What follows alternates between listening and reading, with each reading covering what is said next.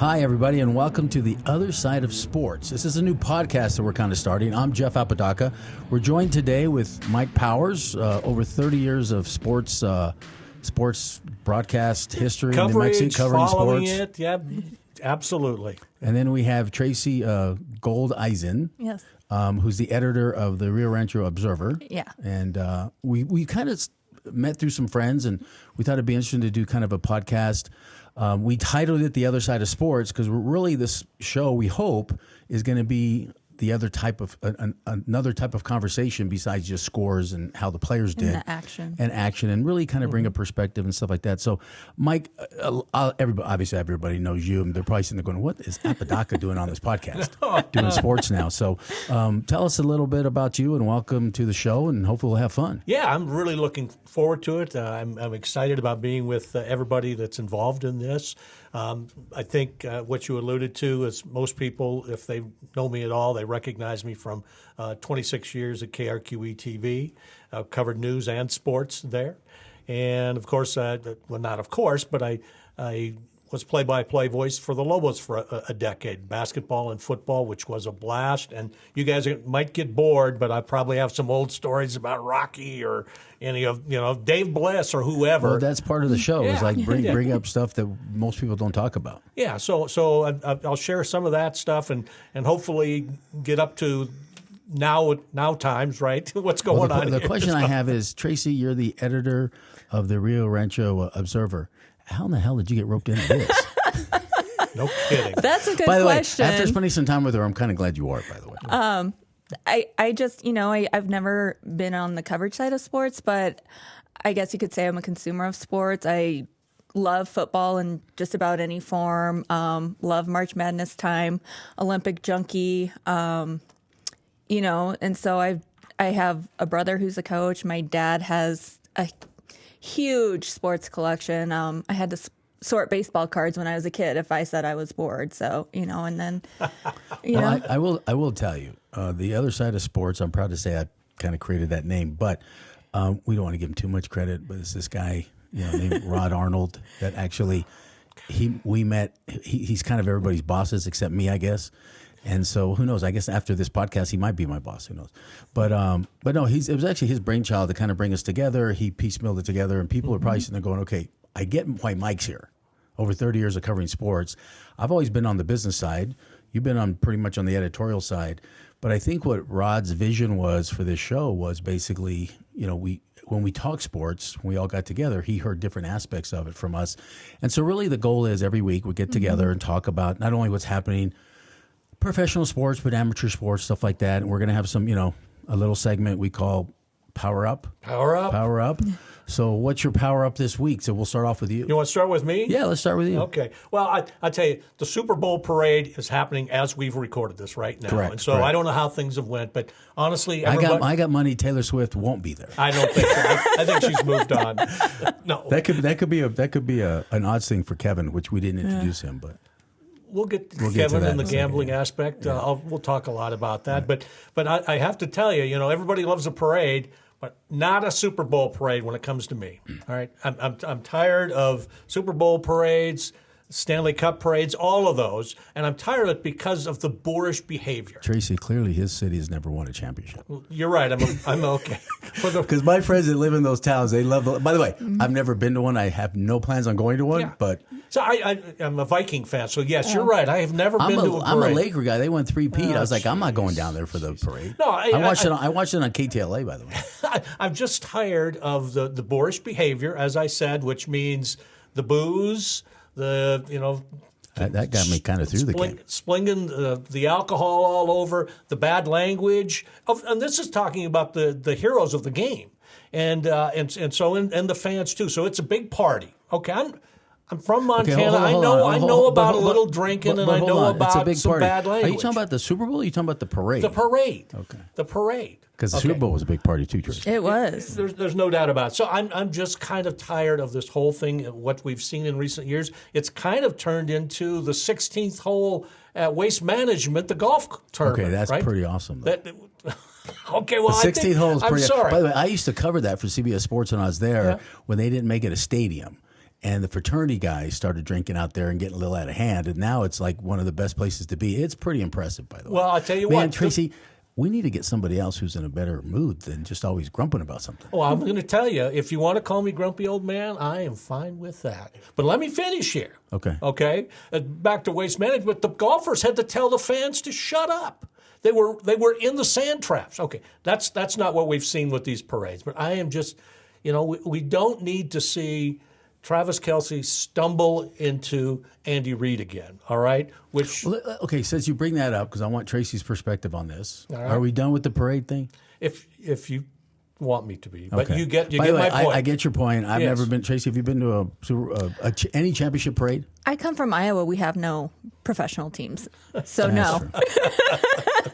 Well, I grew up here in New Mexico. We didn't have any professional teams either. But I was living in L.A. when the Lakers won 3 and the Dodgers won, and I get all that. And so, but it's let's- changed let's- from back in those days. But let's talk It's about the changed. Super Bowl, not about who won, because I know we're going to talk about we're going to talk about Kevin later and his odds and how he did, because I already heard him tell him it sounds like he did good in the game, but he didn't make some early. He said he went 0-6 in the early bets, but we'll talk about that later. But let's talk about the Super Bowl, not about the game itself. Okay. Right. You just mentioned the bump, because what I'm furious about, and I've been defending Kelce, is playing. And again, I've never been at the Super Bowl championship. I've worked Super Bowls before for CBS, but I've never played in one of those. But I played Division I college. We won state in high school. I've played in those championship games. Clearly, never at that level. I'm not trying to say that.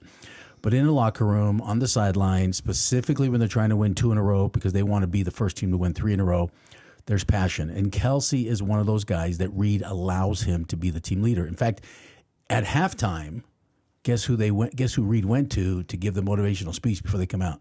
Yeah. It's Kelce. Yeah. So that's kind of his thing. So I saw it in real time. Didn't think too much about it. He was upset. And by the way, he wasn't upset they didn't throw him the ball. The understanding is he was upset because he says, keep me in the game, because they fumbled on that play. And he wanted to stay in the game, not to throw the ball to him, but they know they got to cover him and not double other places. So, but let's go back to the bump, because what I've seen on social media literally since then is, this cancer culture that we have.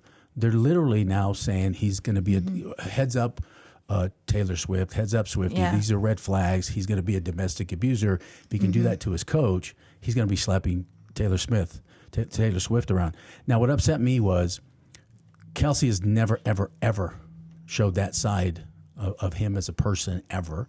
So I just thought it got real out of hand. I mean, am I wrong, Tracy? I'd like to hear your perspective and Mike's too. I don't know how I missed it during the live broadcast, but I have seen the memes and talk about it on social media and whatnot. And so I'm not a believer in cancel culture. I don't think people need to be out there warning Taylor Swift, oh, you got to watch out. I mean, my husband, he can get heated, but it has never been about me or our family. It's never turned that way. So that passion, that heat does not mean it's going to turn against her. I do not believe that. I do, however, think it is an attitude that needs to be checked within the organization and or the NFL. If anybody in the private sector treated their boss like that, it would be an HR issue. And I think that's where it needs to stay. Well, and Mike, what's your perspective covering so much sports? Because I get it, because at the high school level, maybe at the college level, this was a little bit different. I didn't think it was that big of a deal. I think the press is blowing it out. It literally was maybe 3 seconds long. Right. I thought it was a bad look for him. Okay, there's no question about it. And I want to commend CBS. I thought their telecast was good overall, especially the production, and to get that live. I believe that was live, and they had a couple other shots that you would never see in a football game. And if we have a chance, maybe I can talk about that. But again, it's a bad look. I think he didn't mean to bump into him. I think he stumbled, but he almost knocked his coach down. But Reid did say he was off balance, and he kind of caught him off guard, off balance, and he stumbled because he was off balance, not because he tried to push him over. Right. No, I agree with that. And when I watched it, I thought about it. Wow, that was it caught me by surprise, but I moved on. Okay, I didn't dwell on it. But I will say this: from the time you and I and you were in Little League, we were told you respect the coach. you treat him with respect, even if you disagree with him. And at that level, where he's already won a couple of Super Bowl championships and you've been together for 6, 7 years, you would think that you would, even if you disagree with the coach, you're not going to come running up to him and say, "Put me in, coach," or whatever, whatever the reasoning was. And it might have been a dang good reason.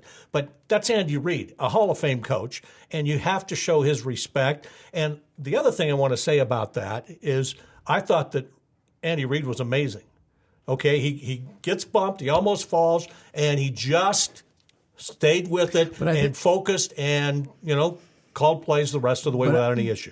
I think what you just said proves my point. Is I think Andy Reid allows that to happen because it gives those players the passion and the freedom, and he's allowed Kelsey to do that as a leader of that team, right? I think Kelsey's even a bigger leader than Mahomes is on that.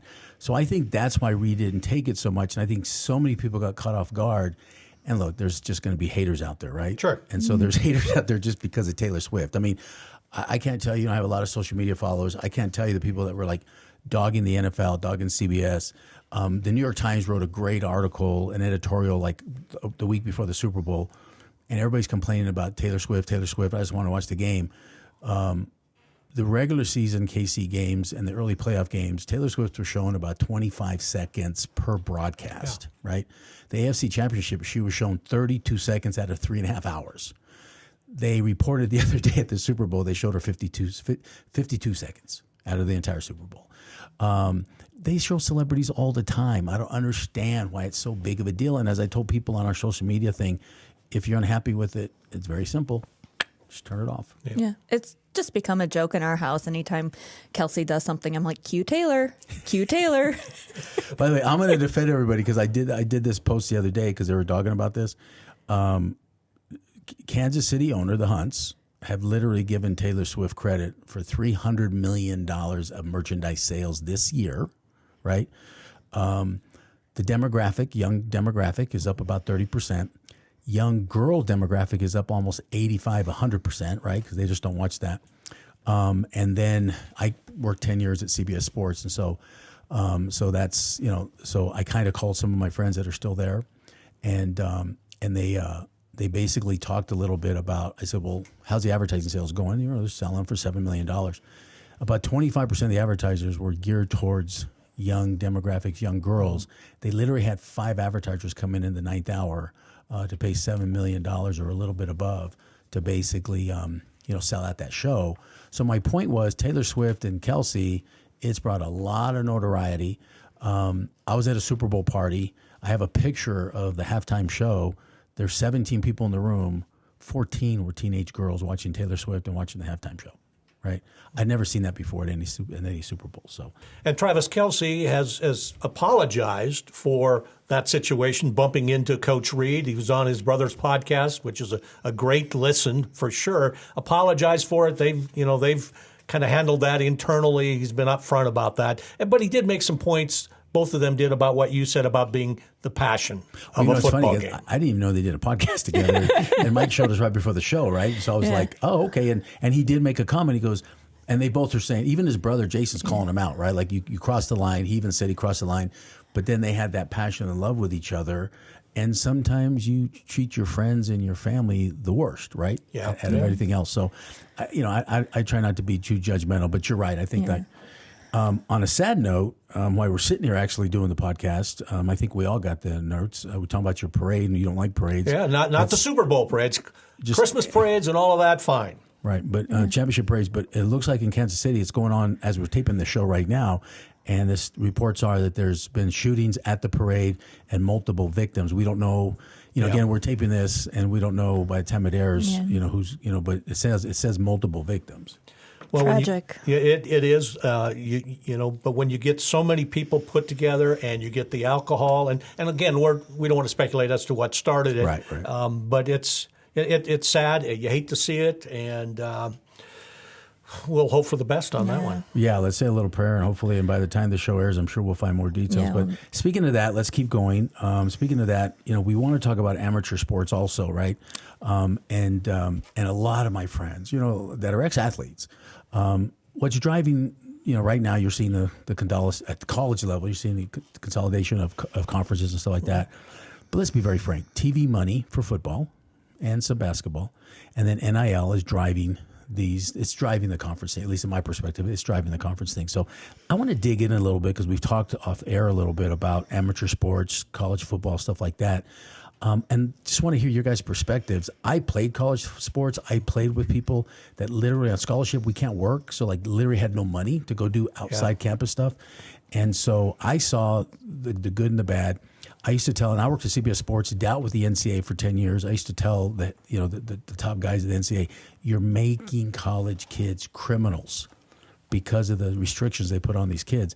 And Mike, you've covered Lobo sports. You've covered Lobo basketball and football. I've said this. The NIL collective here is 505 Sports Ventures. Kurt Roth, alumni, come back to do it on his own. He's put up half the money so far himself, and he's collected others from business communities. I'm telling you right now, the success Lobo basketball is having right now is because of NIL. They've been able to bring in some really, really great players. But I want both your guys' perspectives on NIL and amateur sports and how you think it's affecting. And Tracy, I'll go with you first. I think it's a mixed bag. Honestly, I think, there's cases where it can help keep college players around longer. They have the potential to make more money playing at the college level than they do in the professional level. Some examples, Caitlin Clark, Angel Reese, from the women's championship game last year, making $1 million+ in NIL deals, but right? Even I'm not going to say how much money, but even you look at House and Mashburn, even Dent, who's only a sophomore, maybe Dent. Those three players probably aren't going to make the NBA level. Right. But they definitely be playing in Europe right now. They're definitely playing in the G League, and they're actually staying here for NIL money, getting their college degree, spending more time in college. So I agree with you there. Yeah. The downside, as I see it, though, is it's going to separate those haves and have-nots of college sports even more because the huge programs like, you talk football, Alabama, Georgia, Ohio State, it's just going to put them up here where, the programs, obviously here we have the University of New Mexico State. Where does that leave them? Well, I want to come back to that because I want to talk about the portal also. But Mike, what's your perspective on NIL? Well, I think NIL, and I'll just use that term very loosely. I think it's long overdue. All right. My concern there's several concerns, including what Tracy just talked about here, but I think somewhere somebody has got to put guardrails on this. Because it just is there are no rules. I mean, literally, and you're right in the middle of it. Yeah. All right, I think there's got to be rules, otherwise, and I think you used the word crazy a minute ago, and it's kind of driving me crazy because you can't keep track of what's going on. Now, that's not to say that I'm as a fan, it's important that I understand you as a fan or you as a reporter may not keep track of it because it's not public record. Yes. But trust me, the university and the people that are involved, they're keeping very good track of it. But what's happened, and you can back me up or not, is that these athletes are constantly looking for the better deal. Okay, so they are in effect, without technically being employees, they are employees of whichever university offers the most money. Now, so somebody, whether it's the NCAA or whether it's the courts, I don't know who, has got to come up with rules to keep that, okay, this is how it works. Now, the other thing, and I don't know whether this is going to impact things. And I can't remember whether it was Dartmouth or Cornell. They were just athletes at those schools were granted employee status. It's the Ivy Leagues. Yeah. Okay. So I think it was Penn and Columbia. Is that what it was? I can't remember Penn, what it Columbia, was. And Yale. It's the Ivy League conference that are trying to unionize where the players are considered employees and then everybody gets a salary. Right. So that was the a recent ruling. And so, okay, how does that impact? And I want to add one more thing. You talked about they're getting paid while they're getting their education. Are they bouncing around? Not everybody. Okay, the elite athletes and some of the middle tier athletes, they're going from one school to the next, excuse me on that bump, maybe 3 or 4 different schools. Are they getting degrees? Are they getting educated? So most of them are. What degree that is. So let me clarify something in case our listeners don't know what NIL is. NIL was created, I'll summarize it very quickly, it was created, Ed O'Bannon from UCLA. They won the national championship. He got drafted by the pros. Everybody thought he was going to have a long career. He lasted 3 years, cleared maybe $1.2 million. But EA Sports and UCLA and the NCAA made $4 billion off his likeness and other UCLA players and other college players that they finally sued, and they won in the Supreme Court. And it was a class action lawsuit, and EA Sports lost like $400 million lawsuit. But they had to go back and pay all the players. The average player got paid $1,500, okay? And O'Bannon got like $12,000 because he did. So my point is like, so now that the players can get paid and get paid off their images, so I respect that. Mike, I agree with you on a perspective. Here's the positive I see about it. Is first of all, these, like Tracy, as you said, these kids are staying in school. But let's put it in perspective, and the portal can change a little bit too, but let's be very frank. Yes, I think some of the kids are jumping around.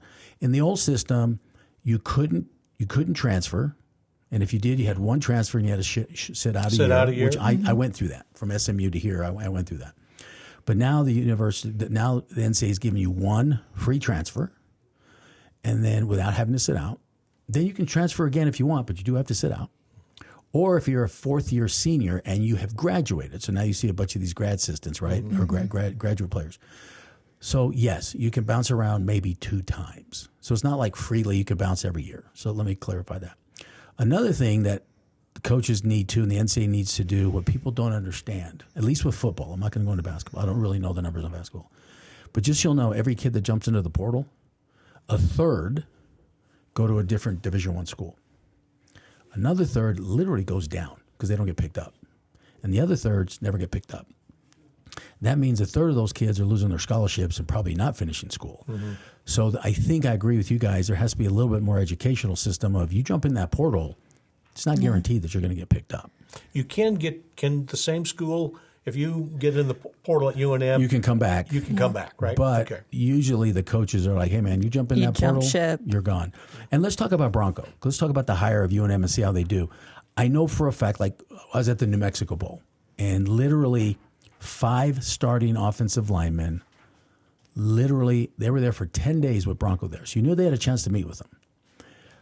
10 days after Bronco was there, they literally, all 5 of them jumped in the portal together on a Tuesday, right? These were UNM players. So by the way, UNM starting offensive lineman last year was voted the best offensive lineman in the Mountain West Conference. And they probably the best offensive line we had. That's where our offense was pretty good last year. Our defense kind of struggled last year. They were able to basically jump, and I was told that 2 of them went to Southwest San Antonio, University of Texas San Antonio, for $50,000 each, right? Now, I was convinced, I haven't talked to Bronco, I have never even met Bronco yet. I was convinced that Bronco has been here for 10 days. There's no way he hasn't talked to those players. And then all 5 jumped in the portal and left on the same day. Well, since then, we've signed 7 offensive linemen. The smallest one is 303. The biggest one's 343. 2 of them were Texas A&M backup linemen. So Bronco has gone to all the big schools and say, you can play second or third string there, or you can come to my school and be all conference. So are you saying that the players that left, even this good offensive line, Bronco may have said, you better go? Probably didn't say you better go. Or you may not. We're bringing in 7 linemen. Yeah. We're bringing in other guys that you're going to have to compete with your jobs. And those guys probably felt like they're bringing in better players than us. So they bolted. Okay. You know.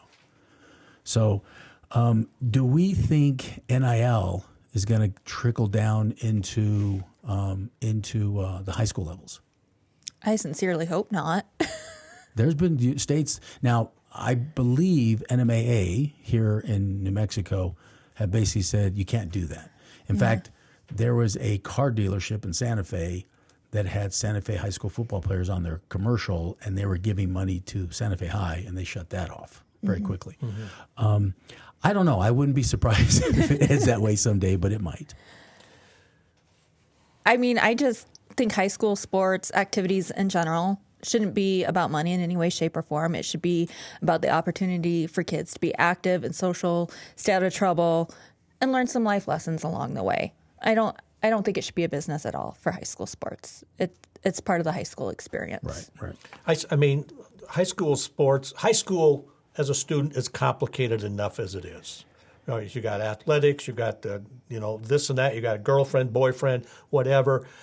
Just kind of get through it. Do you really need Probably they would love to have that money and the opportunity, but I just think it complicates life. I don't, there are no rules. Maybe if somebody came back here and said, okay, this is how it would work. Okay, fine, but I don't envision a system like that coming in and not being a disaster. Well, as we wrap up NIL, because I know we want to talk about Caitlin in a second, but as we wrap up about the NIL, let me just put this in perspective. Before Pitino got here and before NIL got here, the last 2 years before Pitino, the University of Minnesota basketball team made about $20 million. This year, they're on track with that team and the sellouts and the TV contracts, and with the donations coming in. That team is about to make $84 million. I'm estimating between $80 to $84 million, probably netting about $60 million more than before Pitino and NIL started. And the players are probably making a little bit around $1 million. Now, the university's not paying them. That's the private sector giving them sponsorships, giving them stuff like that.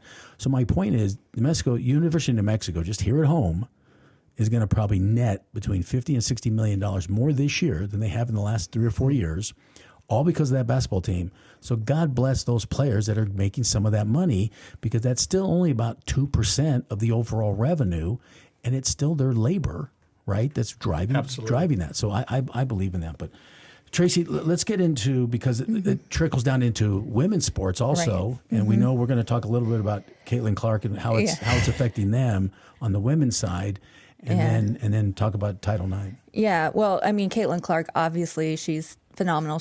We're recording this Wednesday. Thursday, the Iowa Hawkeyes, my school, they're hosting Michigan, the women's team is, and she's 8 points away currently from breaking the record, so she's expected to break it tomorrow night. The Hawkeye women have been selling out and setting attendance records at arenas, even on the road. The tickets, I just saw on social media, the tickets for Thursday's game are averaging $500 on secondary sites because Carver Hawkeye has been sold out. They usually retail like $25, right? Well, and then here's the thing. There's 2 courtside seats on StubHub that are going for over $10,000. Wow. And the ratings... Wait. I thought this was amateur sports. The money's not going to them. It's going to the university. That's my point. They're going to see her. She's not making any money, and the university... She's the new I get now, thanks to NIL now. State Farm. I get it mixed up. Anyway, but, the ratings for Sunday's game at Nebraska, when they thought she might break it, was 1.7 million. I saw it's the most watched women's sports program in Fox's history. So... you guys know New Mexico sports better than I do. Is there potential for a trickle down from this Caitlin Clark effect to hit our universities here? I'm going to be the first one to admit I don't follow college basketball, women's college basketball that much until really March Madness. My understanding, and Mike, might know better than me, the women's team here is like the 5th or 6th largest in attendance, because I think they get like 2,000 or 3,000 people per game, right? So I've always been told the women's basketball, because Albuquerque's a big basketball, the women's basketball is always in the top 10. We get about 4,000 people per day. Does that sound about right? Yeah, I think so. I don't know if it's quite that high. Right. I haven't checked the attendance right now, but traditionally they're up there. Yeah, and they're always in the top. And the NIL, I know it's trickled down a little bit to help them out. Like I know the women's soccer team got some stuff, women's golf got some stuff. It's just, the big 2 sports are those. So, and my understanding, the women that are making tons of money at NIL, it's mostly through their social media. It's mostly through their endorsements and stuff like that we talked about. So I don't know if it'll ever trickle down to UNM, because those are big, big programs that are in the Final Four every year. All right, so here's where I'm going to disagree with you. All right, first of all, and I'm not the first to say this, Caitlin Clark is the face of basketball, college basketball. Can you name any men outside of the Lobos? All right, you got Caitlin Clark. That's a good point. You got this woman I just heard of this week, Juju from USC. I can't remember her last name. I got her written down. Yeah, she had a big game a couple weeks ago. So now they're comparing her when she was a freshman to Clark when she was a freshman, or they're comparing them, and so I believe that Caitlin Clark, and who knows what will happen when she gets to the WNBA, but I think her impact is going to be generational. And whether the Lobos or the Aggies will see it, a big benefit, I don't know. But I think you're going to see basketball reap the reward of people loving Caitlin Clark. Not just girls, but boys. And I think she's going to change the game in a way maybe not as big as Steph Curry. Okay, when Right, Steph right. Curry came in, all of a sudden these young kids are shooting from outside. They're pushing the ball. I think you're going to see that from the girls' basketball in middle school, in high school. Coaches are going to have to adapt like they have in high school based on what the kids are learning. And so I think she's going to have that impact. She's already had a tremendous impact. Last year you mentioned Angel Reese, the big feud or the trash talking and that, and people have talked Don't more get me about started. that. Right. I mean, good or bad, but people have talked about that. They followed LSU now, and they followed Angel Reese, maybe good or bad. And so I just think she's already had this tremendous impact, and I think you're going to see the benefits of it. Whether it has anything to do with NIL, whether it's going to push teams, to the top 10 or whatever, who knows? But I think she has inspired a group of people to play the game and play it differently. Well, as we keep moving, Tracy brought up to me this week that Riley Gaines was in town for She was in Santa for Fe. Title IX, which I just did a little reading about that, but you probably know more in depth than us, than Mike and I do. What was she in town for? So her and some other ambassadors were up in Santa Fe for this House Bill 205 called the Women's Bill of Rights. It looks like would potentially, obviously not going to go through this year, define terms boy, girl, male, female, woman, man. And Riley Gaines has been on the national level Right. about transgender athletes, Right. I mean, that's really what it's about. Yeah, and it would designate, I believe, like different locker rooms, bathrooms, even prisons and whatnot for women. So this group was in Santa Fe this week to speak about that. And her story, she raced against Leah Thomas, formerly William Thomas, who swam on the men's team at the University of Pennsylvania and then switched over to the women's team. She tied in a race with him and was told that, Leah. Probably her. Right? Yeah. Right. Getting used to this new language. So she tied with Leah and was told that Leah was to be given the trophy because that's how it needed to be presented in the photos and all of that. And then also there was a teammate of Leah Thomas there. I have her name here, Paula Scanlon, I believe.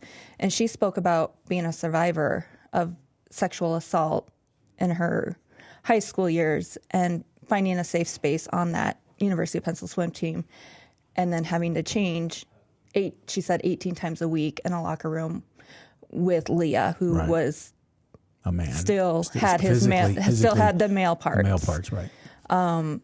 So, I mean, have you seen any of this transgender? Well, let me tell you, because, when I saw her come in and you brought that up to me, I have twin boys that are 15, both very into athletics. One's, playing varsity sports right now as a ninth grader. I asked them before we came to tape the show, is that an issue? Is transgender an issue? And my sons are like in ninth grade, been playing high school sports or middle school sports for 3 or 4 years now. Hasn't even been an issue. Mike, you might know better than me. I believe there was one situation where a transgender student, and I can't remember if it was either Belen, Los Lunas, somewhere. I thought it was in Valencia somewhere. Maybe I might be wrong. But it turned out she wanted to be he had transitioned to a girl, and she wanted to be on the cheerleading squad, and they allowed her to be on the cheerleading squad. My understanding in New Mexico, that's the only transgender case that has come up in all these conversations. I personally think I get that it's going through that process, but I just have, at least with my kids in New Mexico, I haven't seen this as a major issue when it comes down to it. But you guys cover sports more than I do. Well, I have not seen it at that high school level. Now it's going to happen. So I think discussion on this is fine. I think, and it's confusing. I mean, you mentioned the terminology in that, and it is, and so I actually, without being far from an expert on it, I do appreciate both sides of this issue. And I think the states, I don't mean to cut you off, Mike. I'm trying to kind of keep the show moving, but I think the states, and New Mexico is one of them, I think most of the states, and I might be wrong here, but my research, most of the states have basically made a decision, we'll go off the birth certificate. I asked a couple of friends of mine in this world, in other states in athletics. Most of the states are going off the birth certificate. I guess legally, which I don't believe there's been a case yet, legally they can literally go and get a judge and have the birth certificate rechanged. Right. But I haven't come across it I haven't come across that has happened yet. But they said, but most states at the high school level have decided we're going off what the birth certificate says. It could very well be. I don't know the legal aspect of that. I think it would be good to have a nice conversation on both sides. Instead, this is a red button issue, and so nobody Very much so. Nobody wants to have a human discussion about the impact of the transgender person or the impact of a person who feels uncomfortable in the locker room. Right. And that needs to happen. I do think, and when we started thinking about this as a topic, I'm thinking, all right, so there are more real, what's the word, how to put this? There are more issues dealing with women that maybe need to be discussed and advanced that are being left aside and not dealt with. I mean, you can, without stirring up a hornet's nest, you can talk, high school and professional athletes even being abused by coaches or being taken advantage of. We've seen the U.S. Olympic gymnastics. Yeah. You've seen, so without getting into all that, I mean, there are things out there that are impacting a lot of people, and this may impact a lot of people as well eventually. But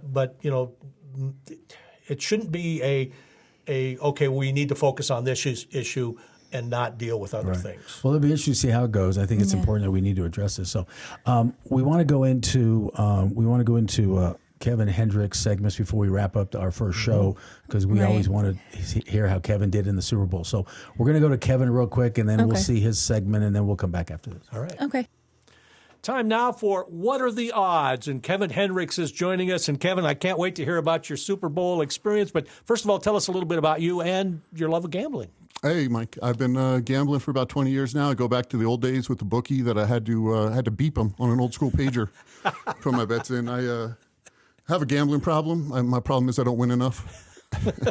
All right. Well, that leads us to the Super Bowl. Tell us.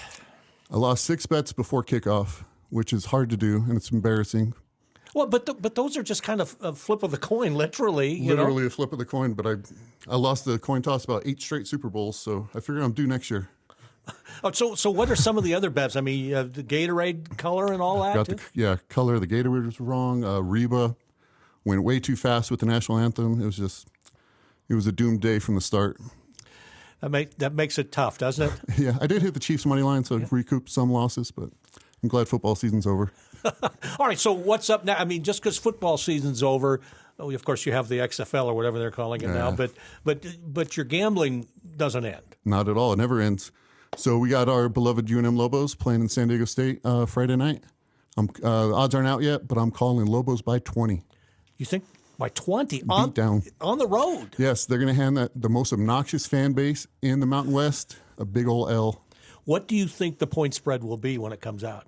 Lobos by 3-ish, something like that. That's my prediction. And they're blowout city. Well, I think you're going to hear from our crew next week about how that one turns out. We'll see. I got a soccer pick, too. There's still football going. There's football going on in England. And Newcastle United is minus 120 on Saturday against Bournemouth, and that is a lock of the week. All right. Well, we'll find out. We will keep track, and you'll have different tips and different ideas every week for us. Is that right? Every week, and then a year from now we'll be here, and I'm telling you right now, the Detroit Lions are winning the Super Bowl next year. They're 12-1, free money. So have you put it down yet? I have. Okay. Mark it down. All right. Kevin, thanks so much. Thanks, Mike. All right. He's definitely no Jimmy the Greek. Well, give him a chance. Come on. Come on. He said he lost like 1 of 20. Yeah. Guess what? You trusted him? I'm not putting my money with I'm just saying, with any particular game, it can go south on you, and he's going to be back probably putting a bet on the Caitlin Clark game coming up tomorrow night. Kevin said he lost 6 prop bets before it even started, so I didn't ask him how much money he lost. That's personal. Yeah. Well, personally, I find Jason Kelsey coming out and bare-chested more entertaining than Taylor Swift, but that is funny. I purposely stayed away from. I don't bet a lot, but I would usually bet these games, and I'm one of those big prop guys. And I just didn't this year because I actually wanted Purdy and San Francisco to win. Not that I really cared. I'm a Raider guy, right? So I didn't really care, but I was, and I guess I should share friends of mine are KC guys, but I anticipated KC to win the game. I was cheering for San Francisco. Exactly. And I hate betting when your heart's over When you here. have an interest, yes. Right, when your heart's over here and you think the other guy's going to win, I was like, I'm not putting any money on it. Well, I'm just going to say I was rooting for the 49ers, my fellow Hawkeye George Kittle over there. And then, even though he's from Iowa State, still love the Brock Purdy story, rooting him on. So I was a little bit disappointed So in that. one question I want to know is, why was San Francisco favored? Everybody said coming up, don't bet against Mahomes. Don't bet. And what happens? Mahomes does it at the end. I just didn't understand they that. were playing. I was telling people. I actually was wanting Detroit and Buffalo in the Super Bowl, but if it wasn't going to be my Raiders, but yeah, I it's just one of those games that I knew it was going to be a close game. It was great that it was overtime, and so yeah, I just purposely stayed away from the game. And look, after our first podcast, what I've learned is, I don't know if I'm going to take Kevin's hints or tips at all moving forward. Well, at least not the pregame ones, right? At least not the pregame ones. Anyway, well, look, this is our first podcast. The other side of sports, that's our whole point here is we're going to talk about topics. We're going to talk about sports, but it's really kind of like the other side of it. And I'd probably bring more of a business aspect of it. Right. I hope I didn't bore you guys. I was trying to keep everybody moving forward on this, but No, that's good. So hopefully, I think there's a lot to dig into. Oh yeah, and so hopefully people like our podcast. Come back next week. We'll be doing this every week. So this is Jeff. I'm Mike Powers. Tracy Goldeisen. And hey, this is the other side of sports.